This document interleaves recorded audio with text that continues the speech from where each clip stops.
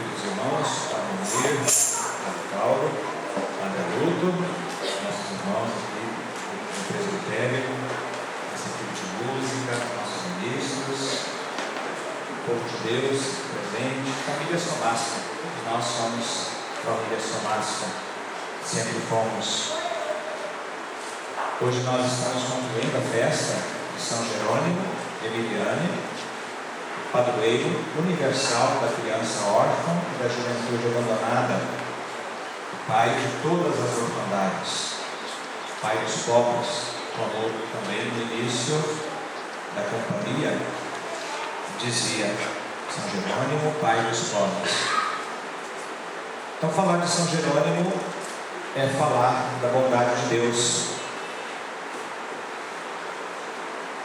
E São Jerônimo, ele entendeu que aquilo que Jesus disse para nós hoje no Evangelho: só Deus é bom. E Jesus veio para fazer a vontade do Pai, expressar essa paternidade, maternidade de Deus aqui na terra. Só Deus é bom, e Jesus trouxe nele essa bondade plena de Deus, e nós, nos tornando cristãos no batismo, nós nos configuramos a Jesus, ou seja, participamos da bondade de Deus. Não somos tão bons como Deus, porque Deus é pleno e a bondade de Deus é plena, mas nós, dentro das nossas limitações, nós podemos ser bons, até porque Deus nos criou bons. Tudo que Ele criou foi bom, está lá em Gênesis, né? Mas como o pecado entrou no mundo, nós agora nos tornamos limitados, mas nem por isso deixamos de ser bons, nem por isso deixamos de levar adiante a nossa essência de cristãos, que é a bondade de Deus, manifestar a bondade de Deus. Então, agora, São Jerônimo, ele não só manifestou essa bondade expressada no amor paterno e materno de Deus, por palavras, porque se a gente for ver nos escritos de São Jerônimo Emiliani, nas cartas de São Jerônimo, ele falava muito bem dessa bondade de Deus, dessa paternidade, maternidade de Deus, dessa ternura, desse amor fraterno de Deus. Mas também conseguiu expressar em atitudes concretas, no amor aos pobres, essa bondade e esse amor que ele tanto falava. Então existia uma coerência de vida em São Jerônimo Emiliani, naquilo que ele falava e naquilo que ele fazia. Mas é claro que para isso, para ele encarnar na sua vida aquele refrãozinho que nós rezamos antes de iniciarmos o Evangelho: tudo que fizestes a um destes meus irmãos mais pequeninos, a mim fizestes. Está lá em Mateus 25, né? Tudo que fizestes a um desses meus pequeninos, a mim fizestes. Então, para que São Jerônimo pudesse encarnar e acreditar e viver isso, São Jerônimo teve que primeiro passar por um processo de conversão, como todos nós também passamos por um processo de conversão. Se a gente for trazer um pouquinho da história, São Jerônimo Emiliani, ele passou por um período sendo participante do exército, grande soldado do exército naquela época, combatia na guerra, defendia o seu território onde ele morava, porque ele queria ser um grande defensor da sua pátria, da república onde ele morava. Mas ele queria ser um grande defensor. Uma coisa, ser um grande defensor visando o bem comum daquele povo é outra coisa. Porque Porque antes São Jerônimo, ele tinha a mania do status, do poder, da fama. Então, eu quero defender a República na guerra, quero ser um combatente de guerra para ser famoso, para ter a fama, para ter status, para ser reconhecido pela sociedade. E naquele momento, e naquela época em que ele esteve preso por 30 dias, foi o grande momento em que São Jerônimo se humanizou de uma forma tão grande, tão profunda, onde, através das orações que a sua mãe o ensinou a rezar quando ele era criança, e através da meditação da palavra de Deus, São Jerônimo então começa aí um processo de conversão. E aí ele começa a entender que, olha como eu estava me equivocado, como que as minhas motivações, elas eram motivações inconscientes. Mas como Deus não desperdiça nada, Deus também usa da nossa fragilidade, da nossa pequenez para nos tornar grandes cristãos e soldados de Jesus. Então São Jerônimo foi entendendo que a fama não deve ser para ele, mas deve ser para Deus. A honra que ele queria tanto para ele, precisava ser para Deus. É Deus que deveria ser honrado, não eu. O status deve ser dado a Deus e não a mim. E aí então ele começa a colocar no centro da sua vida Deus e não ele. Diferente, né? A gente pode estar aqui hoje celebrando, ou pode estar cantando, ou pode estar rezando, mas muito mais por um interesse pessoal, né? De satisfação das nossas carências, do que propriamente por uma vontade de louvar e glorificar a Deus, colocando no centro das nossas vidas. Por isso a conversão ela é constante. O exame de consciência precisa ser constante na nossa vida, porque é Deus que nos move, porque o próprio São Paulo, na segunda leitura hoje, ele nos deixou muito claro que se nós não colocarmos Deus na nossa vida, se Deus ou se o amor não for o fundamento do nosso interior, da nossa vida interior, a gente fica patinando e não sai do lugar. Então, antes de tudo, entender que nós precisamos resgatar em nós aquilo que Deus já havia colocado quando nós nascemos, que é a sua bondade, que é seu amor. E por muitas vezes, por causa do pecado, a gente foi deixando de lado, a gente foi esquecendo, a gente não foi entendendo e tomando consciência dessa essência que Deus colocou em nós, desse fundamento que Deus colocou em nossa vida desde quando nós nascemos, que é o amor, que é a bondade. Então, fundados no amor, interiormente fundados no amor, agora nós podemos sim partir para um segundo processo que São Jerônimo partiu, que é o processo da sensibilidade. O processo da sensibilidade é ao deixar-se transformar pela palavra de Deus, ao deixar-se transfigurar por essa palavra de Deus, por esse Deus que é amor, por essa paternidade e maternidade de Deus. Agora eu olho para o meu irmão com outro olhar. Eu não olho mais com interesses pessoais, mesquinhos. Eu não instrumentalizo mais as pessoas e mais os meus irmãos, porque não vejo mais os meus irmãos como os meus concorrentes, como os meus adversários, mas eu os vejo verdadeiramente como irmãos, porque somos todos filhos de Deus, portanto irmãos uns dos outros.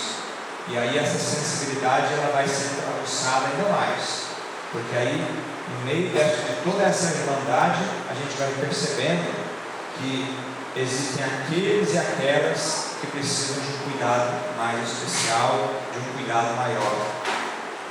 E aí São Jerônimo começa a perceber que no meio de todos os seus irmãos, homens e mulheres, crianças, jovens e adultos, ele começa a entender que ele precisa cuidar dos doentes, que ele precisa cuidar das crianças órfãs, que ele precisava cuidar da juventude abandonada. E aí então São Jerônimo ele começa a colocar em prática aquilo que o movia, que é o amor.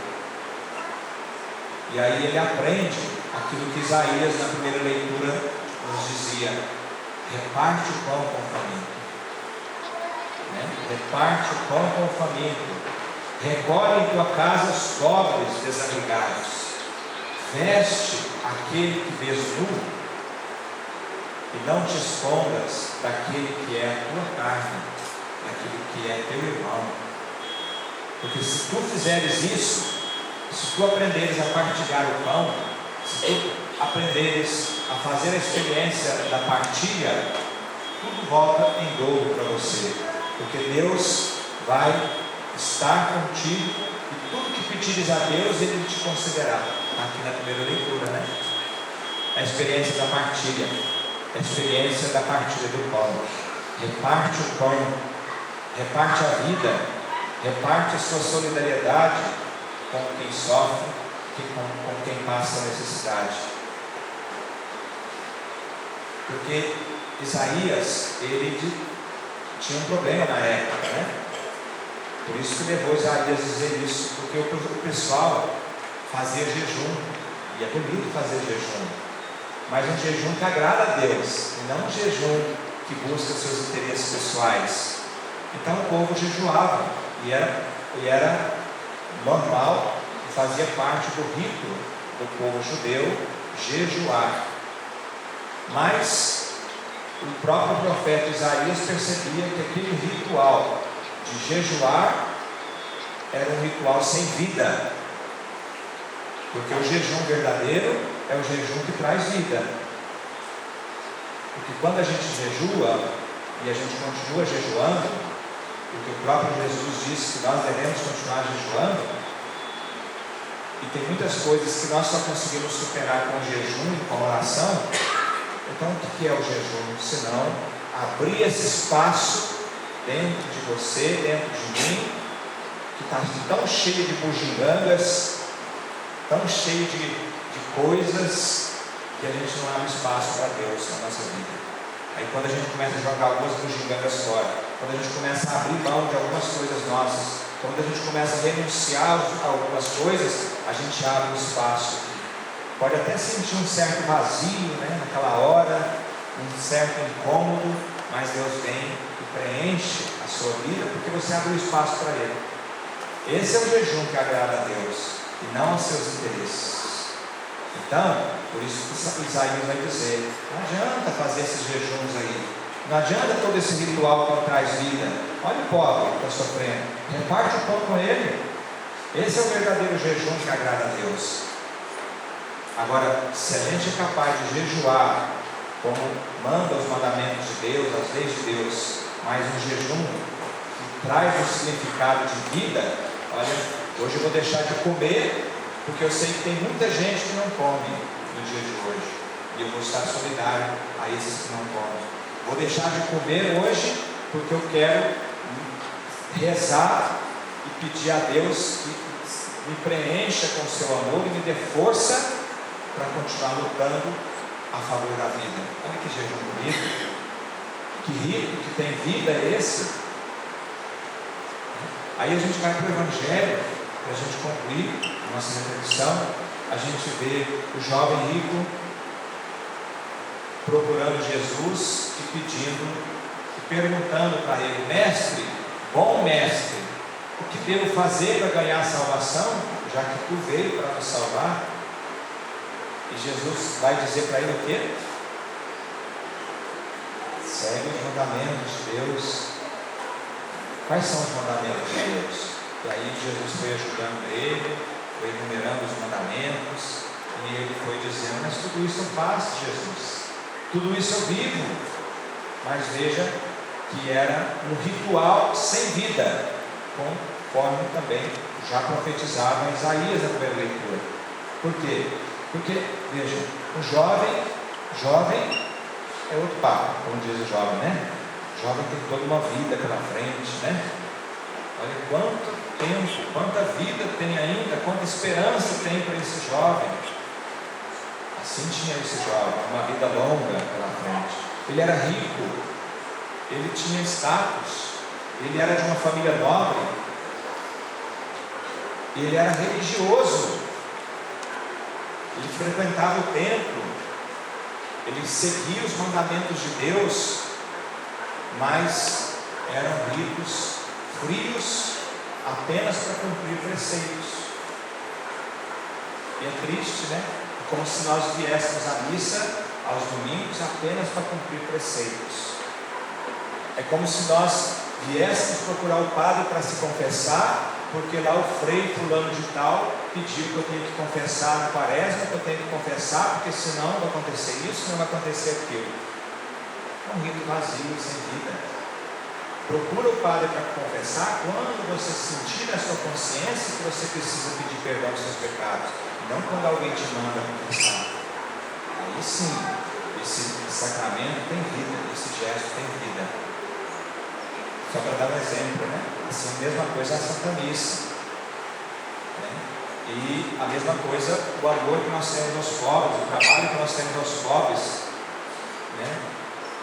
Nós não podemos fazer dos pobres também, ou instrumentalizá-los e se servir deles para um engrandecimento nosso. Isso também é um rito sem vida.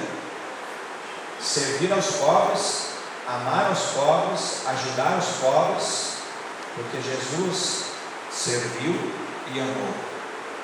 Esse é o sentido maior. Então, o jovem rico, faltava uma coisa só para ele. O que faltava para ele?